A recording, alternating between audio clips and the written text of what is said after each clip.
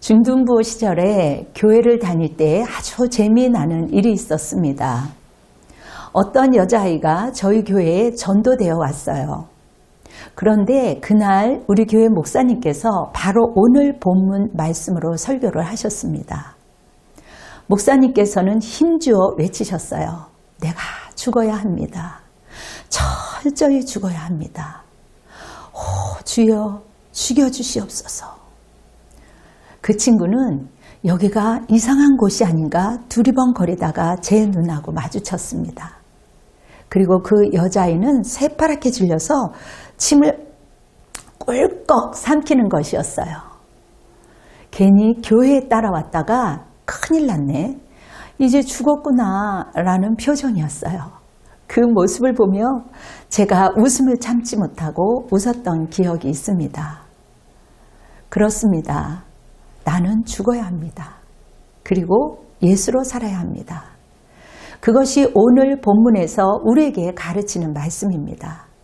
그렇다면 나는 죽고 예수로 산다는 것은 무엇일까요? 처음 교회를 나왔던 그 여자친구가 생각했던 것처럼 우리가 어떤 무기라도 들고 와서 자신을 쭉 찔러 죽어야 하는 것일까요? 분명 그것은 아닐 겁니다. 하나님의 말씀은 영이지 육이 아닙니다.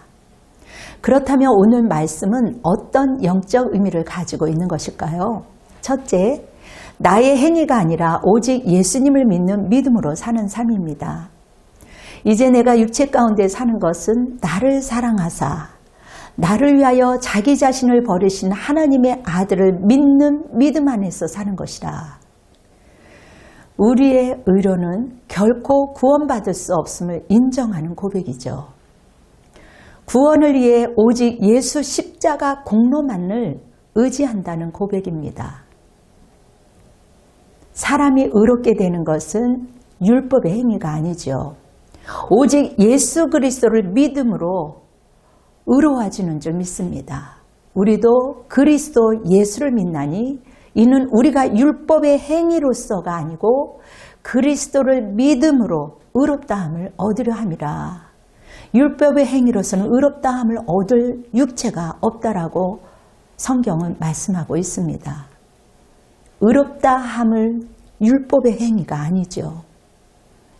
율법을 통해서가 아니라 의롭게 되는 것은 오직 그리스도의 믿음으로 의롭게 되어진다는 것입니다. 복음을 믿는 믿음이 율법 위에 법인 것을 기억하고 있어야 하는 것이죠. 오직 예수 그리스도를 믿음으로 우리가 구원을 얻습니다. 여러분, 오늘 베드로의 삶을 통한 깨달음을 우리가 갖게 되는데요. 예수님의 제자 베드로가 처음 주님을 따를 때요. 그는 주님을 위하여 무엇이든지, 내가 주님만을 위하여 무엇이든지 할 수 있다고 확신했습니다.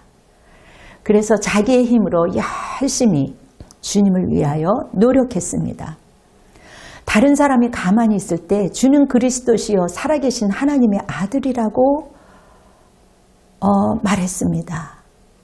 그런데 주님께서는 그런 자신의 노력도 몰라주고 이것을 알게 하신 이는 하늘에 계신 아버지다라고 하신 거예요. 이 말을 들을 때만 해도 베드로는 예수님의 그 의미를 정확히 알 수가 없었어요. 왜냐하면 내가 나서서 알고 내가 나서서 고백하고 아마 속으로 이렇게 생각하지 않았을까요? 베드로는 내가 죽기까지 예수님을 위하여 노력할 수 있다라고 그렇게 생각했고, 그리고 자신에게 확신이 있는데 예수님께서 죽겠다고 고백하는 그날, 바로 그날이죠. 다음 날도 아니에요. 바로 그날 예수님을 3번이나 확실하게 부인한 것입니다. 여러분, 실수로 한 번 할 수 있어요. 아니면 2번도 할 수 있어요. 그런데 예수님 말씀대로 정확하게 3번 부인하게 됩니다. 생각해 보세요. 베드로는 이때 너무 황당했을 거예요. 어제만 해도 정말 내가 주님하고 같이 갈 거라고 생각했는데 내가 왜 이럴까? 내가 왜 그랬을까? 나는 나는 이것밖에 안 되는 놈인가? 자신의 무능함을 실감했을 겁니다. 그때서야 내 힘으로 주님을 따를 수 없다는 것을 제대로 뼛속 깊이 깨달았던 것이죠. 그리고 주님의 능력으로, 주님의 사랑으로 주님을 따르게 되었습니다. 여러분, 오직 그리스도의 믿음으로만 사는 삶을 베드로는 배우게 된 것이죠. 내 힘이 아닌 주님이 넣어주신 그 믿음. 그 이후에 베드로는 이렇게 외칩니다. 믿음의 결국 곧 영원의 구원을 받음이라. 베드로전서 1장 9절 말씀이에요. 그렇지요. 오직 그리스도인들은 믿음으로 사는 것입니다. 행위로 사는 것이 아니죠. 그렇다고 우리가 행위를 함부로 하는 것은 절대 아닙니다. 그런데 이렇게 철저하게 믿음으로 사는 삶을 배운 베드로가 또 세상 방식을 따라 실수하는 장면이 오늘 윗부분에 나오지 않습니까? 우리는 이렇게 영적으로 실수하며 살 수 있다라는 거죠. 그럴 때 말씀을 통하여 다시 깨닫고 믿음으로 사는 삶으로 다시 나아가야 합니다. 오늘 본문을 보면 바울이 바로 이 역할을 하는 것이죠. 말씀을 통하여 베드로를 다시 깨우쳐 주는 것입니다. 갈라디아 2장 20절, 내가 그리스도와 함께, 할렐루야, 그리스도와 함께 가는 거예요. 여러분, 둘째, 내가 죽고 그리스도로 사는 삶이 말하는 영적의 의미는 무엇일까요? 예수님이라면 어떻게 하실까 묻는 삶입니다. 여러분, 바울은요, 오직 내 안에 그리스도께서 사는 것이다 라고 선언했죠. 내 생각, 내 판단으로 사는 것이 아니라 이제부터는 예수님의 생각과 예수님의 판단으로 살겠다라는 선언이죠. 완전히 바뀐 거죠. 바로 이것이 자기가 죽고 예수가 산 사람이 체험할 수 있는 기적입니다. 나 자신의 감정, 생각, 계획, 판단을 먼저 내려놓고 나의 자아를 먼저 내려놓고 아무리 맞는 것 같아도 주님의 뜻대로 살아가겠다라는 거룩한 결단의 삶을 말하는 것이죠. 예전에 짐 베이커라는 목사님께서 한국을 방문한 적이 있었어요. 그분이 이렇게 말씀하시는 것입니다. 성경에는 예수님을 구세주로 믿으면 구원받는다고 가르치고 있습니다. 이 폭탄 선언을 통하여 하시던 한국분이 제대로 통역하지 못하고 멍하셨습니다. 어떻게 해야 할지 모른 거죠. 그때 진 베이커 목사님은 이렇게 덧붙여서 모두에게 깊은 도전을 주었습니다. 성경에는 예수님을 주님으로 모셔야 구원을 받을 수 있다고 선포하고 있습니다. 그렇습니다. 예수 그리스도를 구소지로 믿어야 구원받는다는 말씀이 성경에는 없습니다. 오직 예수를 주님으로 영접하는 자가 구원을 받습니다. 아멘. 오직 예수를 주님으로 영접하는 자가 구원을 받는다는 것이죠. 주 예수를 믿으라. 그리하면 너와 내 집이 구원을 받으리라. 그렇습니다. 예수님은 그저 구세주가 아니죠. 우리가 그저 구원을 위하여 이용하는 이름이 아닙니다. 그 이름, 모든 이름 위에 뛰어난 그 이름, 그분은 만물의 주인이요 바로 나의 주인입니다. 우리는 그분을 주님으로 모시고 그분의 뜻에 순종하며 살아야 하는 것이죠. 내가 죽고 그리스도로 사는 삶, 주님이라면 어떻게 하실까? 늘 주님께 수시로 물어보고 그분의 뜻에 순종하는 삶을 살아야 한다라는 것이죠. 내 삶을 주님께 순종하기로 결단하고 내 것을 포기하고 하나님에 대하여 살려는 사람 중에 존 애담스라는 인물이 있었습니다. 그는 미국 제2대 대통령이었고 지금도 많은 미국인이 존경하는 인물입니다. 백악관을 건축한 후 처음으로 입성한 대통령이었죠. 백악관에 들어가기 전에 아내에게 이런 편지를 적어 보냅니다. 사랑하는 여보, 앞으로 백악관에 들어오는 모든 사람이 슬기롭고 정직하기를 빕니다. 하나님께서 복을 주시도록 우리 함께 기도합시다. 그는 백악관의 주인이 된 이후 항상 스스로 이런 질문을 습관적으로 던졌습니다. 예수님이라면 어떻게 하셨을까? 100년이 지난 다음 루즈벨트 대통령이 백악관의 주인이 되었습니다. 그는 존 애덤스 기도문을 읽고 큰 감동을 받아서 그 기도문을 백악관 식당벽에 기도문을 붙여 놓았습니다. 지금도 백악관 식당에는 하나님의 도움을 간구한 존 애덤스의 기도문이 그대로 적혀 있다고 합니다. 그렇습니다. 참된 그리스도의 삶은 예수님을 주인으로 인정하고 그분의 뜻을 구하고 그분의 뜻대로 사는 삶이죠. 최근 제가 믿는다는 분들을 만나보면 굉장히 위험한 생각을 가지고 있는 분들이 종종 있습니다. 딱 구원만 예수 이름으로 받고 나머지는 자기 마음대로 살겠다라는 분들이죠. 불가능한 생각들을 가지고 있는 분들입니다. 심지어 그분들은 그분들이 다니는 교회 목사님께서 그렇게 해도 된다고 말씀하셨다라는 거예요. 그래도 구원을 받을 수 있다라는 거예요.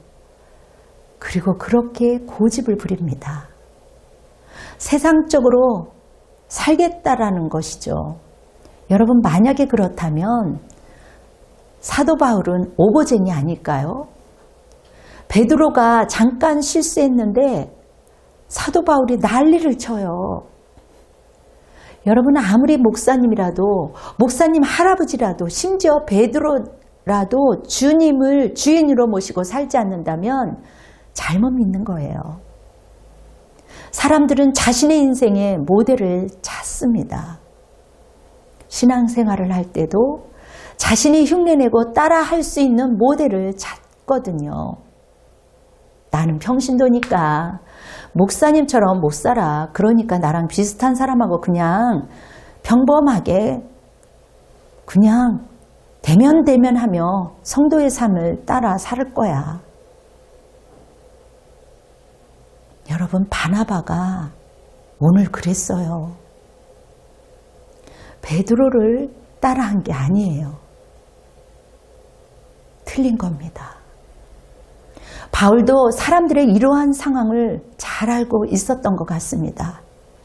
그래서 그는 누구를 흉내내야 되는지 명확히 선포하고 있어요. 그것도 여러 번을요. 내가 그리스도를 본받는 자 된 것 같이 너희는 나를 본받는 자가 되라. 고린도전서 11장 1절의 말씀처럼 그렇습니다. 우리는 친히 순종의 본을 보이신 주님을 따라야 사는 것이죠. 내가 그리스도를 본받는 자와 된 것 같이 너희도 그렇게 되기를 바래. 내가 죽고 그리스도로 예수로 사는 사도 바울의 삶을 본받으라고 당당하게 얘기하는 겁니다. 여러분, 우리도 흉내내야 되지 않겠어요? 늘 주님께 묻고 순종하는 삶을 살아야 수지 맞는 삶 아니겠습니까? 마지막으로 셋째, 예수 그리스도 안에서 다른 사람을 품는 삶을 살아내는 것. 내가 죽고 그리스도로 사는 삶의 그 중요한 부분. 여러분, 본문에 바울이 베드로를 꾸짖는 장면이 나오죠. 후배 사도가 선배 사도를 꾸짖는 이례적인 모습이에요. 그런데 베드로가, 그 훌륭한 베드로가 그럴 만한 우를 범했습니다. 복음 안에서 한 형제된 이방인들에게 상처를 줄 수 있는 행위를 했어요. 함께 식사를 열심히 맛있게 먹었습니다. 근데 저쪽에서 유대인이 온다는 소식에 황급히 자리를 피하고 도망가는 거죠. 그렇게 이방인 사람, 이방인 형제 자매들을 놔두고 자리를 황급히 피하고 혼자 도망간 거예요. 그들을 난처하게 만든 것 아닙니까? 아마 식사 자리에 남아있던 이방 형제들은 자신들이 수치스럽게 느껴졌을 거예요. 여러분, 복음 안에 있다면, 복음 안에 있다면서도 형제를 온전히 품지 못하면 어리석은 행동이었습니다. 그리스도의 형제들은 마땅히 서로를 품고 살아야 하는 것인데 어쩌면 보여지는 절대 외적인 것으로 서로를 차별해서는 안 되는 것이죠. 민족과 인종이 서로 다를 수 있고 그러나 하나님은 서로 차별하는 거 원치 않으십니다. 우리는 그리스도 안에서 하나가 되기를 원하세요. 이것이 어쩌면 굉장히 어려운 일인 것 같습니다. 왜냐하면 인간은 이기적인 존재이기 때문이죠. 여러분, 성경을 보면 가난한 자, 부자가 차별하는 것을 찾을 수가 있습니다. 인종과 인종끼리 차별하는 것도 찾을 수 있고요. 심지어는 남자와 여자를 차별하는 것도 찾아볼 수 있습니다. 어느 기관에서는 아직도 그렇게 심하게 차별하는 것을 볼 수가 있어요. 정말 하나 되지 못하는 거죠. 그래서 바울은 그리스도 안에서 차별이 없다고, 다 하나라고 계속해서 강력하게 선포하는 것입니다. 여러분, 우리가 죽지 않으면, 그리고 예수로 살지 않으면, 성령 가운데 우리가 임하지 않으면 우리는 결코 하나가 될 수가 없어요. 여러분, 뉴욕에서 아주 목회를 잘하신다는 소문난 목사님이 한 분 계십니다. 제가 그분의 강의를 들을 기회가 있었는데요. 그분의 강의 중에 이런 충격적인 간증을 하셨습니다. 그 목사님은 늘 바쁘셨어요. 특히 주일날 설교를 마치고 나면 정말 몸도 약하고 그래서인지 아무것도 하기 싫고 빨리 집에 가서 쉬고 싶다고 말했습니다. 그리고 아무도 안 만나면서 말이죠. 그런데 주일 밤이었어요. 설교를 마치고 기진맥진한 상태였습니다. 아, 이제 빨리 집에 가서 쉬어야지 속으로 이렇게 생각하고 있었다고 합니다. 그런데 갑자기 어디에선가 지독하게 고약한 냄새가 나는 거예요. 어디서지 하고 나눠봤더니 바로 자기도 모르는 사이에 노숙자 한 사람이 자기 목사님 앞에 서 있는 겁니다. 아, 이 사람 왜 이래? 왜 여기 와 있지? 날씨도 더운데 냄새가 고약하네. 다른 사역자들은 다 어디 간 거야? 여러분, 이 사람이 여기 오기까지 뭐 하고 있을까? 속으로 투정한 거죠. 아, 그리고 나는 주머니에 돈도 없는데 이 사람 돈 줘서 빨리 보내야 되는데. 그때 노숙자는 이렇게 말하는 것이었습니다. 저는 오늘 목사님 말씀 듣고 새 사람이 된 것 같아요.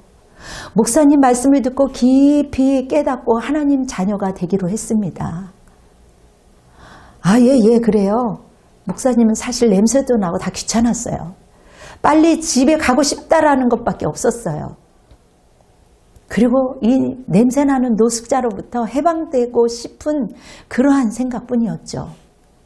그래서 겉으로는 아, 예 하면 알렐루야 했지만 속으로는 아, 이 사람 빨리 갔으면 좋겠다. 아, 동역자들이 이 사람 빨리 보내야지 하는 생각뿐이었어요.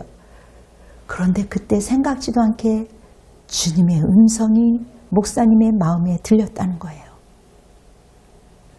그에게 사랑한다고 말해라. 안아줘라. 너무 놀란 거죠. 뭐라고요? 목사님은 속으로 외쳤습니다.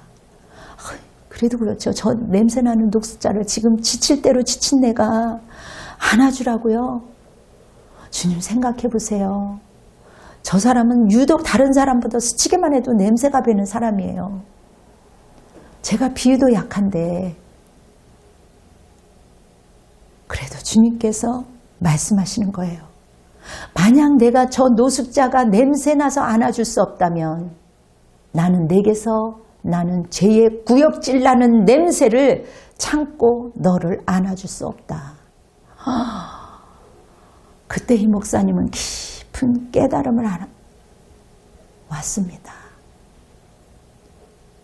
너의 구역질 나는 그 냄새를 나도 참아줄 수 없어. 그때서야 노숙자를 허그해 줬어요. 그리고 안아주는데 갑자기 그 지독한 냄새가 없어지는 거예요. 세상에서 찾아볼 수 없는 그 지독한 냄새가 오히려 주님의 음성을 듣고 향기로운 냄새로 변했다는 거죠. 그 목사님이 평생 한 번도 맡아보지 못했던 최고의 고약함, 그것이 변해서 최고의 향기였다라고 말합니다. 여러분, 하늘의 향기예요. 그리스도의 향기예요. 사랑의 향기였던 거죠. 그리스도 안에서 우리는 하나입니다. 그 안에는 차별이 없습니다. 우리는 서로 품어주는 삶을 살아야 하는 것이죠. 그것이 바로 내가 죽고 나를 그리스도에게 내어주고 예수로 사는 삶인 것입니다. 사랑하는 성도 여러분, 나는 죽고 그리스도로 사는 삶이야말로 가장 아름다운 삶이요 그리스도인 삶입니다. 우리의 의로는 결코 구원받을 수 없음을 인정해야 하는 것이죠. 구원을 위해 오직 예수 십자가 공로만을 의지했다라는 고백이 있어야 합니다. 나의 행위가 아니라 오직 예수 그리스도를 믿는 믿음의 삶으로 사는 것. 예수님이라면 어떻게 살까? 묻는 삶이죠. 바울은 오직 내 안에 그리스도께서 사는 것이다 라고 선언합니다. 내 안에는 이제 내가 없어요. 이제는 주님이 내 안에 사는 것입니다. 그래서 내 생각, 내 판단으로 사는 것이 아니죠.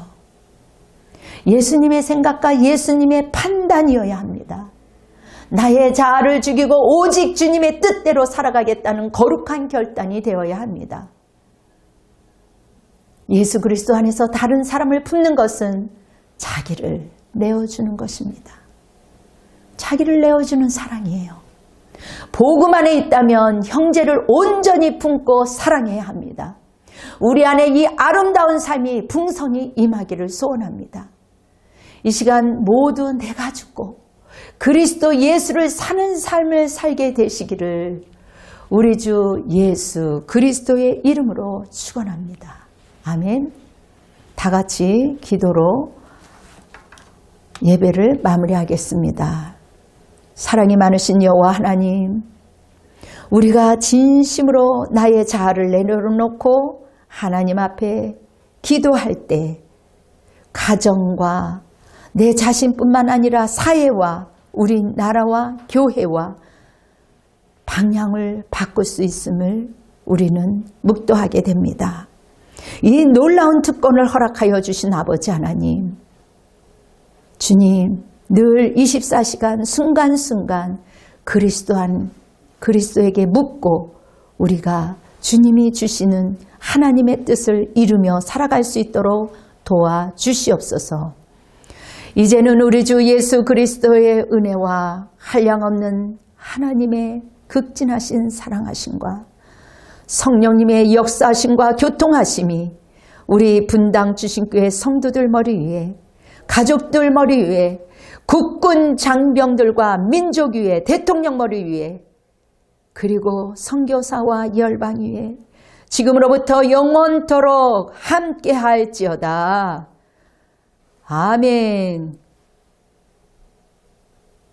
주님께 영광의 박수로 올려드리겠습니다. 할렐루야. 여러분 승리하십시오.